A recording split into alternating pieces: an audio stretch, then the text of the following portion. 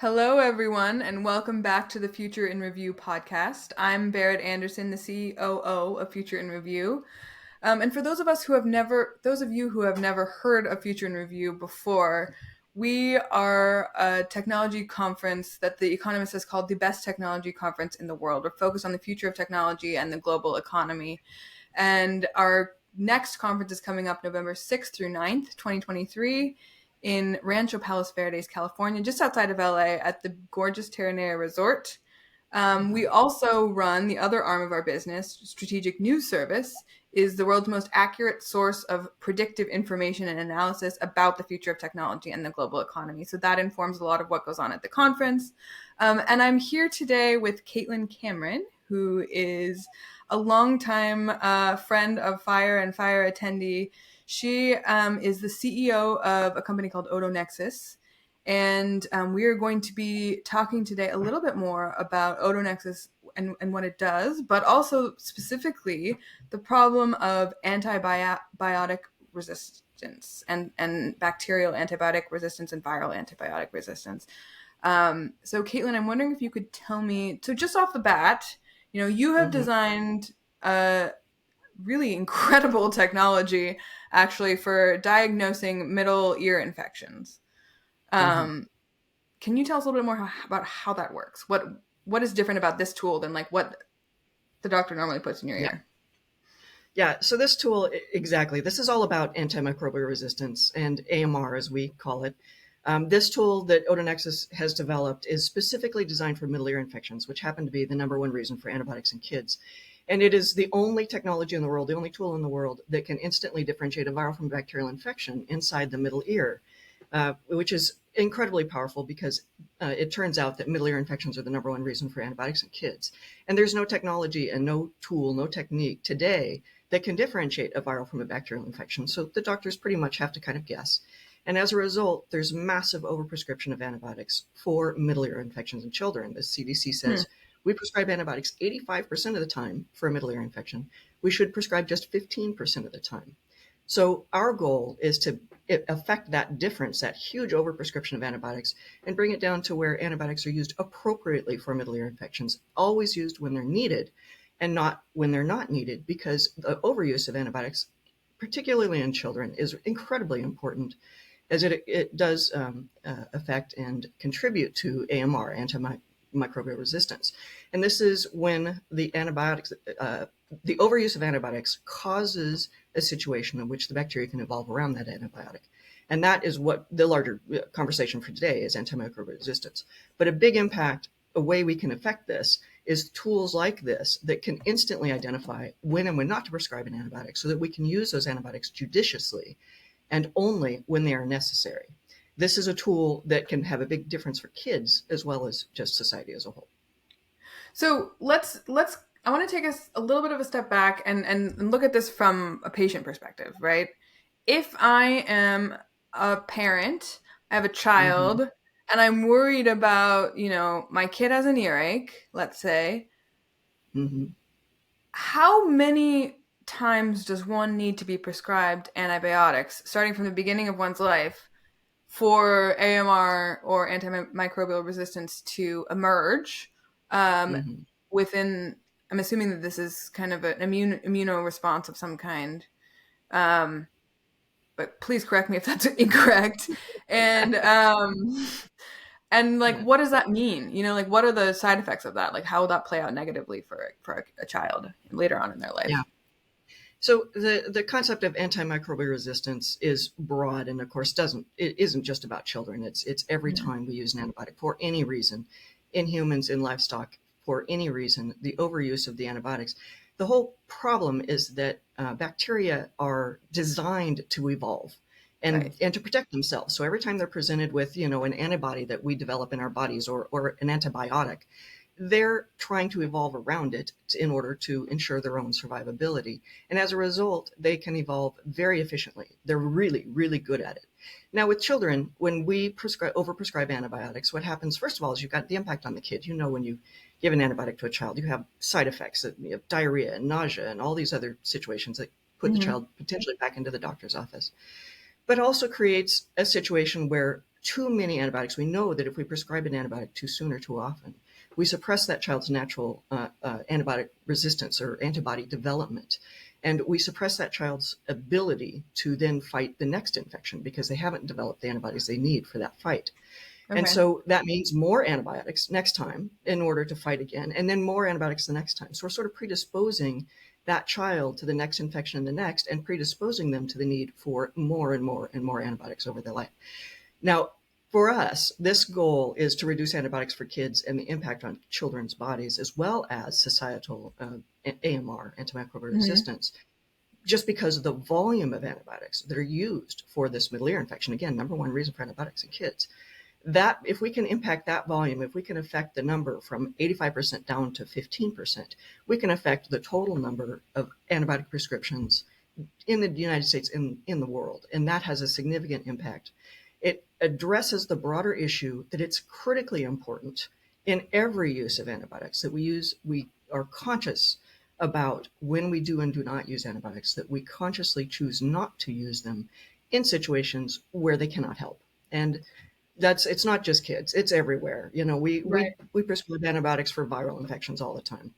And I'm going to toss out another thing that happens with kids as well as with adults is when we do get an antibiotic prescription. Every time you get an antibiotic prescription, the doctor says to you, make sure you take all those pills, make sure you take them all. I don't know that we all recognize that that isn't just about ourselves. I would say that most people don't realize it isn't just about ourselves, that we want to take all of the antibiotics in order to get better. But we start feeling better after 3 or 4 days, and we stop taking that antibiotic because our mind says, antibiotics are bad. I shouldn't take more than I need. The problem is that what you've just done is added to AMR because you Yeah, created whatever still remains is then able exactly. to like itself kind of evolve and become Yeah. stronger, and then you can then give that to someone else. Yeah. I had never thought about it that way. That's a really good point.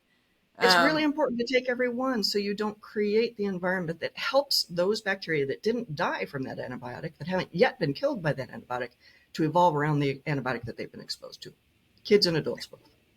so let's talk a little bit about, I think we all experienced during this pandemic that we've all been going Yeah. through. Uh, People were afraid to go to the hospital because they didn't want to get something else. There was Mhm. a little bit of an overprescription of antibiotics in many cases because people were afraid of people with weakened immune systems. And um, how did that affect the overall kind of like health landscape when it comes to microbial resistance, antibiotic Yeah. resistance?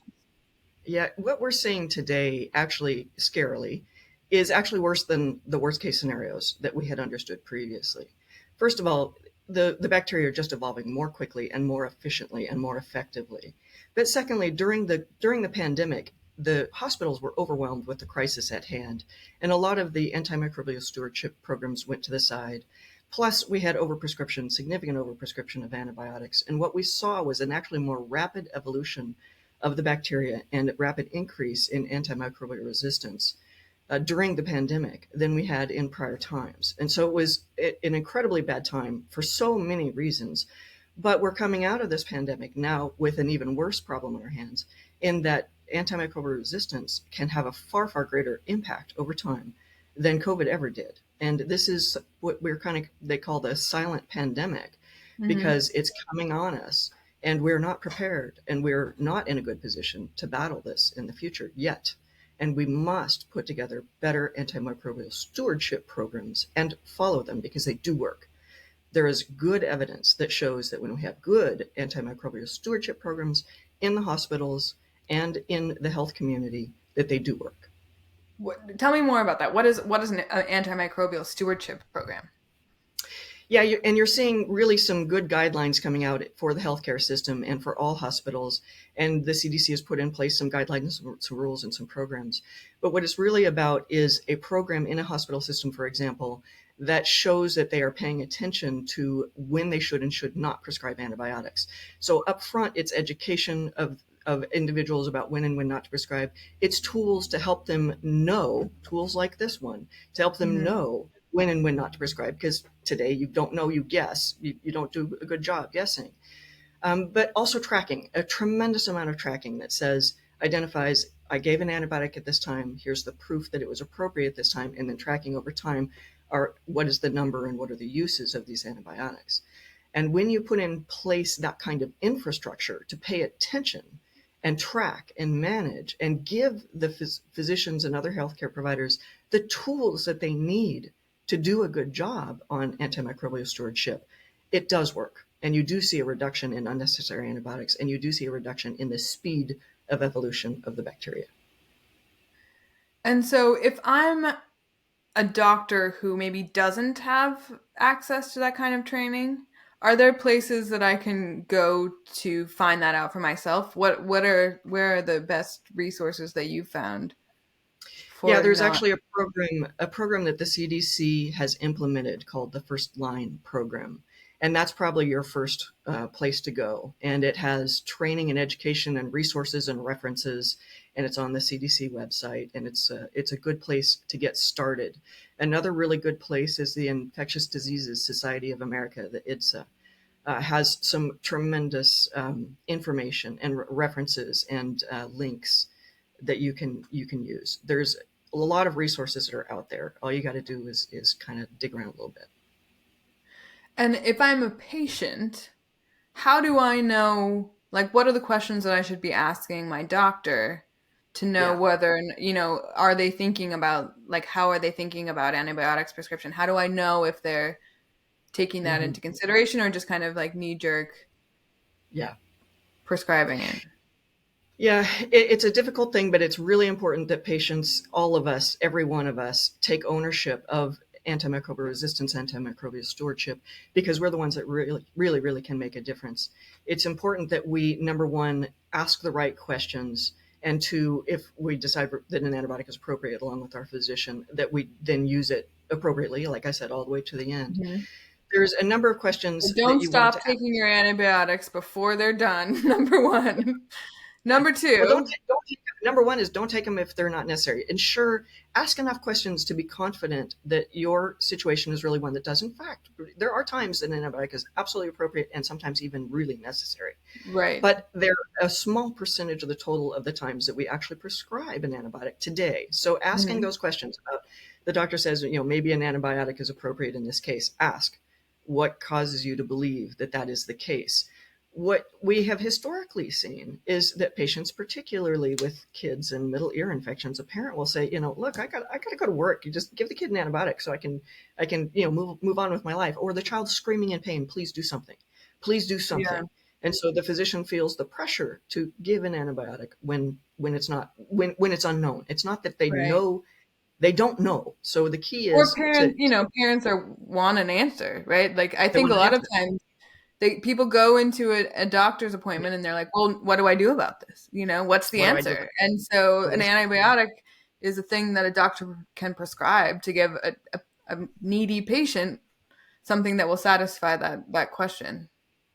Yeah, and it's particularly when your child, and it's your child that's screaming in pain, you want to do something. You want to do something. You don't know what it is. And unfortunately, right now, the what the guidelines say is send the child home.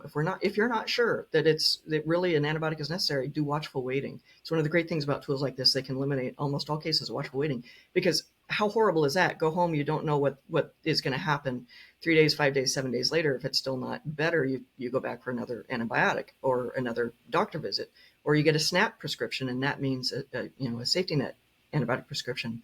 That means you got to make the decision for your child about Right. whether or not you Right. prescribe. So this pressure in the dynamic in the for children is particularly tough because the parent wants an answer and the doctor simply doesn't have an answer. Tomorrow they will. We need these kinds of tools everywhere because there's so much uncertainty in so many cases about whether or not an antibiotic is appropriate. Our product line expansion can add a lot of in many different areas. In the future we will be applying this technology to many other applications, not just the middle ear. But it isn't just this tool. We need more tools to help doctors know for certain when and when not to prescribe an antibiotic. So you all, we've at Fire have watched your work for many years now. You've gone through this whole process of Yeah, designing and building and revising and seeking testing yeah. and approval, clinical approval on what you're doing. What are the other, so two questions. Where do you think tools like this are most needed where they don't already exist?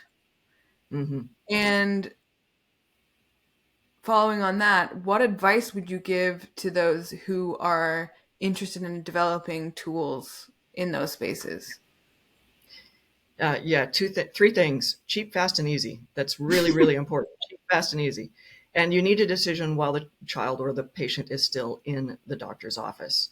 Mm-hmm. Today, the biggest way we have identifying whether an infection, any infection, is viral or bacterial is you take a sample, you send it off to a lab, and Right. sometime in the future, you get an answer back. What we need are tools that are right at frontline primary care that are cheap, fast, and easy, and fit easily into the doctor's workflow. Asking a doctor to learn something new or do something different is really challenging. Even though it's better medicine, it's really challenging. So we need tools that fit perfectly in their workflow and just make it easy.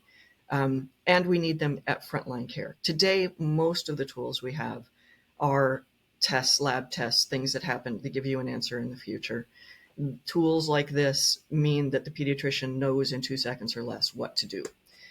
We need a lot more of that. And as people are developing these tools, it's really easy to get caught up in, cool technology or something. It's got to be simple and straightforward, and it's got to be accurate. I should have added the fourth one, really, is accuracy. A very, very high level of accuracy is necessary, both for adoption and because for good patient care. That's what I would say spend your time on. If you're going to develop a new technology for this, spend your time focusing on those things. And For as this for or the just about first, anything else, by the way, it's not just antimicrobial resistance. It's any tool that improves patient healthcare and is used in primary care. Those things are going to be important. yeah, I mean, we've all had the frustrating experience of going to the doctor. You get the test done, and then when the test results come back, you get an email that Yeah, says something very vague. You yeah, don't have the opportunity to really ask questions. You're like, what does this mean? You kind of have to interpret it for yourself, and then you're like, do I schedule a follow up, or. what So do I do? Yeah, yeah, it just I can absolutely imagine how much better that would make the yeah. patient and doctor relationship. So as for okay, so the first part of that question we didn't quite get to, which is where are the other places where this is most needed, and where when we think about the future of diagnosis, where are there places for expansion and innovation? It generally or about our technology. Are you asking me? Specifically, I'm looking for interventions that would help deal with this problem of antimicrobial resistance, Yeah, right? thank you. Like antibiotics use. Uh-huh. So it could be like cuts, maybe Mm, infection. That's yeah. I'm just Well, if you think about all the places that we use antibiotics today, what are the mm-hmm. biggest uses of antibiotics? The first one is respiratory infections, upper respiratory Mm-hmm. infections, and that includes middle ear infections, of course, but sinus infections, respiratory tract. All of this that's the biggest chunk of antibiotic usage. Under that, UTIs, urinary tract infections, and under that, skin infections and soft tissue. So Okay. you imagine this future world in which, as was once the case, where you get a cut on your skin, it could be life threatening, or Yeah. you get an infection in your lungs. That's really, really very serious. So all of these areas, that's kind of the key areas that we should start looking at, and it's very important to focus on primary care. We have a lot of things that happen in secondary care, in follow-up care and so forth, but I really believe that we need to focus in primary care and improving the frontline doctors, whether it's a pediatrician or a general practitioner or an urgent care facility, that we can get really good answers on viral versus bacterial instantly in the office while the patient is still there, so we can make good decisions. But also, it's critically important that we focus on the follow up and the tracking that I was talking about, the stewardship programs following on, so that we don't have what we have today is very broken. You might go to an urgent care center for the first thing and to your primary care for as a follow up. And are those Right. connected? Do we have good tracking? Um, Given those things, I'm going to tie this another piece. We often think about antimicrobial resistance as increasing deaths, which is absolutely true. There's a fear that by 2050, we could be seeing 10 million deaths a year. That's just right around the corner, 10 million deaths a year. as a result of Where are we antimicrobial now? resistance. We're about 1.3 million a year, Okay, so basically almost a tenfold increase. almost tenfold increase. Yeah. But there's more to it than just death. And probably the bigger impact is not death, but in fact, infections. And you can go on the infectious diseases website and see all of these people's stories about MRSA and their difficulty in recovering from an infection caused by resistant bacteria. But imagine the day when just a little cut or some little thing that today we don't even think about could, you know, let's say that again. Well, Crash. yeah, say it again for I've got a ring light crashing down in the background. And small pieces of stuff on the floor. You could get MRSA, or your ring light could crash to the ground. You could get MRSA. There was a day, and there will be a day again if we don't address this, where very minor infections could be life-threatening or life-altering. And imagine, the people who are having their legs amputated, for example, because they got a MRSA infection that couldn't be treated, and the only way to treat it is amputation. Lung infections. It's not just death. It's the effect on our everyday lives, and the fact that even small things that we take for granted today could turn into something very large. That it's critically important that we slow down antimicrobial evolution so that we can allow time for new antibiotics to be developed and put on the market, so that we can continue to. Let me tie this also to many of the advances of the last 100 years.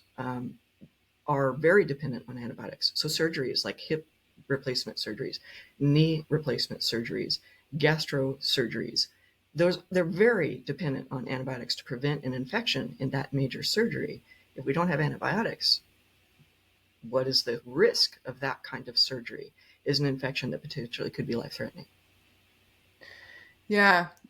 So this is interesting because, I think when most people think about the future of medicine, they think about Mm-hmm. things, generally speaking, getting better. Like, we're getting better at Mm-hmm. treating things. We're getting better at, we have a better understanding of how your body works and your personalized medical, all Mm-hmm. of this. But what you're describing is really, I think, something that most isn't talked about much.